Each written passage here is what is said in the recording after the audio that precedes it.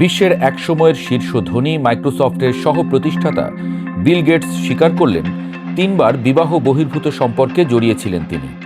তার সেই দুর্বলতাকেই অস্ত্র বানিয়ে তাঁকে ব্ল্যাকমেইল করার চেষ্টা করেছিলেন কুখ্যাত যৌন নিপীড়ক জেফ্রি অ্যাপস্টেইন। মার্কিন প্রতিনিধি পরিষদের ওভারসাইট কমিটির রুদ্ধদ্বার সাক্ষ্য পর্বে নিজের মুখেই এসব কথা বলেছেন গেটস। গত মঙ্গলবার সেই জবানবন্দির অনুলিপি প্রকাশের পর নতুন করে আলোচনায় এসেছে এই সম্পর্ক। জবানবন্দির শুরুতেই নিজেই 2 রুশ নারীর নাম বলে দেন গেটস, ব্রিজ খেলোয়াড় মিলা আন্তনোভা ও পারমাণবিক পদার্থবিদ কারিমা নিগমাতুলিনা। ঘণ্টার পর ঘণ্টা জিজ্ঞাসাবাদের মুখে পরে স্বীকার করেন তৃতীয় এক নারী বিজ্ঞানীর সঙ্গেও সম্পর্কের কথা। প্রশ্ন জাগে, এত বছর ধরে যে সম্পর্কগুলো ধামাচাপা ছিল, এতদিনে কেন মুখ খুললেন গেটস? কারণ একটাই, নথি আর প্রশ্নের চাপে এড়িয়ে যাওয়ার পথ আর খোলা ছিল না তার সামনে। কিন্তু ঘটনার সবচেয়ে চমকপ্রদ অংশ ব্ল্যাকমেইলের চেষ্টা নিয়ে।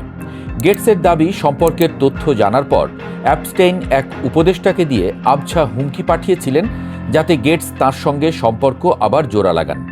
2013 সালে নিজেকে লেখা এক ইমেইলে অ্যাপস্টেইন দাবি করেন রুশ নারীদের সঙ্গে সম্পর্কের পর গেটস যৌনবাহিত রোগে আক্রান্ত হয়েছিলেন আর গোপনে স্ত্রীকে দেওয়ার জন্য অ্যান্টিবায়োটিক চেয়েছিলেন। গেটস এই অভিযোগ পুরোপুরি অস্বীকার করেছেন, তবে স্বীকার করেছেন কোনো একটি সম্পর্কের মাধ্যমে সংক্রমিত হওয়ার শঙ্কা একবার তার মনে এসেছিল। পুরো ঘটনার পেছনে আছে দীর্ঘ এক তদন্ত। গত ডিসেম্বর থেকে বিচার বিভাগ ধাপে ধাপে অ্যাপস্টেইন সংক্রান্ত নথি প্রকাশ শুরু করার পরই নতুন করে প্রশ্ন ওঠে গেটস অ্যাপস্টেইন সম্পর্ক নিয়ে। গেটস বরাবরের মতোই বলেছেন অ্যাপস্টেইনের কোনো নিপীড়নের ঘটনা তিনি কখনো দেখেননি বা জানতেন না। তবে অ্যাপস্টেইনের সঙ্গে সময় কাটানোটাকে নিজেই বলেছেন এক গুরুতর ভুল বিচার। যে মানুষটা বিশ্বজুড়ে জনহিতকর কাজের প্রতীক হয়ে উঠেছিলেন, তিনিই কেন এত বছর এক কুখ্যাত অপরাধীর সঙ্গে সম্পর্ক টিকিয়ে রাখলেন? এমন প্রশ্নই উঠেছে পৃথিবী জুড়ে।